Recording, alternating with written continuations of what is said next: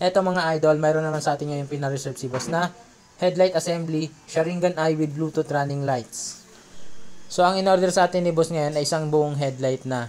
Bali basag kasi yung headlight ni boss kaya i-replace na natin ng bagong headlight. Paalala lang mga idol, yung headlight assembly ay bukod po yung presyo niyan sa Sharingan Eye.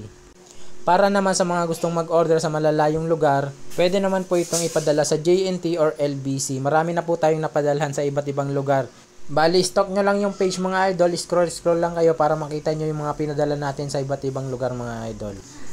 Para sa mga nagtatanong din mga idol, wala po tayong Shopee o Lazada.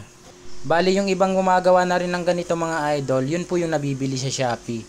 Bali, itong Sharingan natin mga idol ay original gawa ng Creative Motoworks mga idol. Kaya kung mapapansin nyo mga idol, yung pulido ng Sharingan Eye natin kaysa sa Sharingan Eye na nasa Shopee.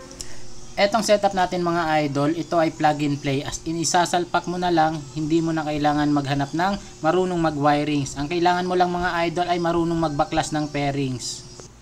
At para naman sa back to stock white mga idol, automatic na po yan magkakaroon ng back to stock white. Kahit na stock switch ang gamit nyo. Para sa mga gustong magpagawa mga idol, PM nyo lang po yung page natin na Creative Motoworks.